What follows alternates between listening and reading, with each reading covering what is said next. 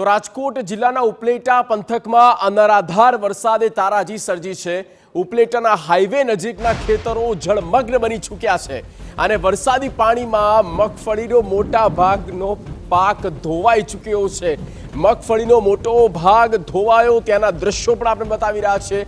ઉપલેટા નજીક હાઈવે નજીક જ્યાં ખેતર આવેલા છે અને ત્યાં મોટા પ્રમાણમાં પાણીનો પ્રવાહ એટલો ભરાઈ ચૂક્યો છે અને મગફળીનું સત્યાનાશ થઈ ચૂક્યું છે। ઉપલેટા પંથકમાં આજ સવારથી જે રીતે વરસાદ વરસ્યો ને તેને કારણે અનેક ખેતરોમાં પાણી ભરાઈ ગયા છે। આપને હું દ્રશ્યો બતાવવા માંગીશ। ઉપલેટાના જે હાઈવે નજીકના જે ખેતરો છે કે જે અત્યારે વરસાદી પાણી છે તે ભરાઈ ગયા છે।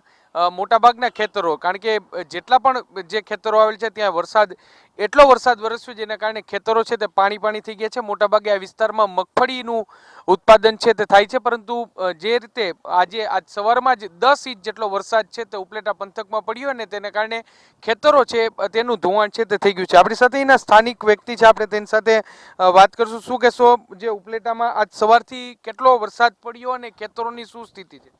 સવારથી 10 ઇંચ વરસાદ થયો છે અને મોલ બધો ધોવાઈ ગયું છે અને તમે જુઓ ચારે તરફ પાણી છે, જળબંબાકાર કરી દીધું। તેને માટે ધોવાણ બહુ છે અને નુકસાની બહુ છે।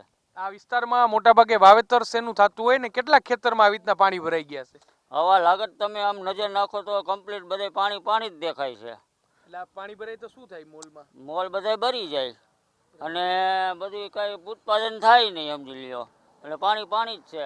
એટલે આ ફરીથી હવે વાવેતર કરવું પડશે?